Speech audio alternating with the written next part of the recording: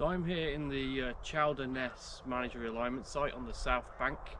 So this is an area which previously was agricultural land, and actually before that previously it was part of the floodplain, the natural floodplain for the Humber estuary. What has happened with this site is this flood wall behind me here, which goes over there. It used to be part of the footpath connecting Barton to South Ferriby.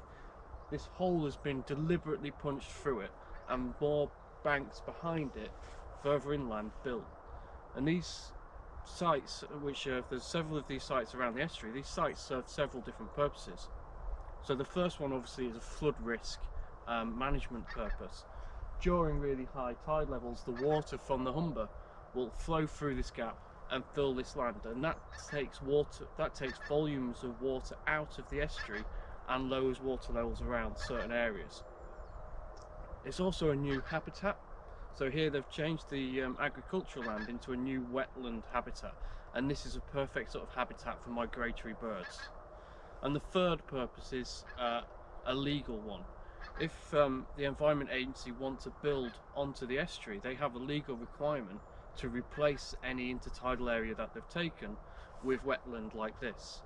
So these sites have been built across the estuary to kind of bank that replacement wetland habitats for future flood risk management schemes around the estuary, which might encroach upon the intertidal zone. So you join me as I've walked part way around the Chowder Ness managed realignment site. So I've just come from over there from the Barton side, and I've walked around this bank here, and you can just see the inland bank, sort of the new defences they built inland to stop the water going further into this farmland just over there. And I'm standing on the bank here where I am, and you can see behind just the extent of the site and how it extends over into that corner and further over there into South Ferriby. So you can just get an idea of the volume of water that can be stored in this site when the water levels are high in the Humber. Now I'm just going to go and travel further onto the South Ferriby site and kind of show you across the extent of the breach over there, which is much bigger than the one we saw of the Barton site.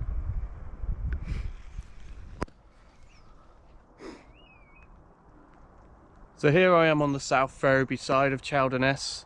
You can see the Humber Bridge over there in the east, and you can just see the cement works there of South Ferriby to the west. And this is the breach right at the front of this site. And this breach is a lot bigger than the one we first saw on the Barton side. It's also a lot lower down, so the water doesn't need to be as high just to begin to fill the site from here. And you can see there are several becks around. There's one just immediately over there on the other side of the view, and then one further up there, which these becks and creeks kind of fill up with water first, and they create this this wetland, this sort of saline wetland intertidal environment, which is so important to many of the migratory birds and the wildlife around the Humber.